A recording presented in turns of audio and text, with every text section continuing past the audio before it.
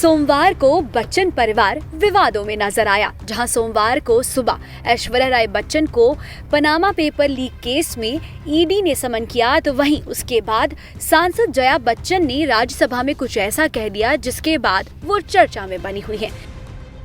दरअसल राज्यसभा में 12 सांसदों के निलंबन मामले पर सोमवार को भी जमकर हंगामा हुआ।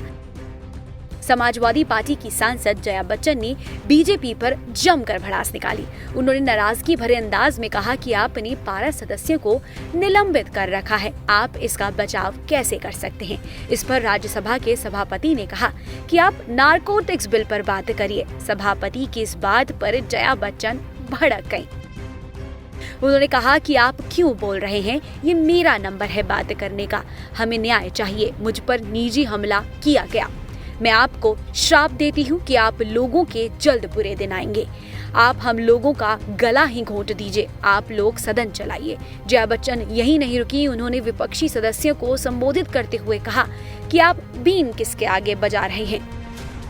गौरतलब हो कि ये भी एक संयोग ही है कि सोमवार के दिन ही जया बच्चन की बहू ऐश्वर्या राय बच्चन साल 2016 के पनामा पेपर्स लीक मामले से जुड़े एक मामले में पूछताछ के लिए ईडी के सामने पेश हुई। ऐश्वर्या राय से ईडी ने करीबन 5 घंटे से ज्यादा पूछताछ की और शायद सांसद जया बच्चन इसीलिए इसे पर्सनल अटैक समझ बैठी।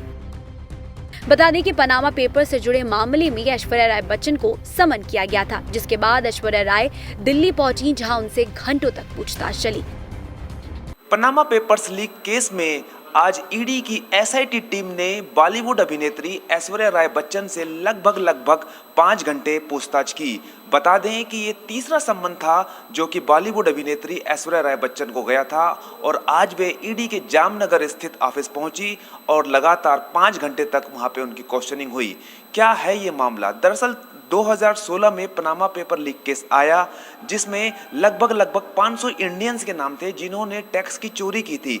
इसमें आरोप था कि अमिताभ बच्चन ने लगभग 4 कंपनियां बनाई जो कि फेक कंपनीज थी।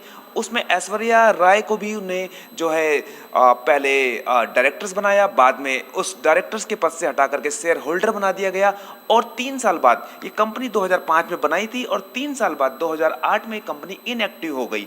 बाद में जब 2016 में इनके नाम सामने आए तो फिर एक खलबली सी मच गई। सेंट्रल गवर्नमेंट ने भी एक टीम बनाई थी जिसमें मल्टी एजेंसीज टीम थी, ईडी, आरबीआई और भी कई एजेंसीज इसमें काम कर रही थी और इसी के तहत सभी लोगों को जो है सम्मन दिया गया था।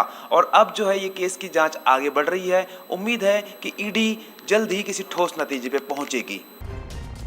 ऐश्वर्या राय बच्चन को 2 बार पहले भी बुलाया गया था, लेकिन दोनों ही बार उन्होंने नोटिस को स्थगित करने की गुजारिश की थी। ईडी ने फेमा के तहत ऐश्वर्या राय को नोटिस जारी कर पूछताछ के लिए दिल्ली मुख्यालय बुलाया। पनामा पेपर्स मामले की लंबे समय से जांच चल रही है। ईडी के अधिकारी देश की कई बड़ी हस्तियों को जांच में शामिल कर चुके हैं। इसी कड़ी में 1 महीने पहले अभिषेक बच्चन भी ईडी कार्यालय में पहुंचे थे। दरअसल पनामा पेपर्स मामले में भारत के करीब 500 लोगों के शामिल होने की बात सामने आई थी। इनमें नेता, अभिनेता, खिलाड़ी, बिजनेसमैन, हर वर्ग के प्रमुख लोगों के नाम हैं। इन लोगों पर टैक्स की हेराफेरी का आरोप है, जिसको लेकर टैक्स अथॉरिटी जांच में जुटी हुई है। इस मामले में देश के पूर्व सॉलिसिटर जनरल और सुप्रीम कोर्ट के वकील हरीश साल्वे, विजय माल्या समेत और भी कई बड़े नाम शामिल हैं। INS report.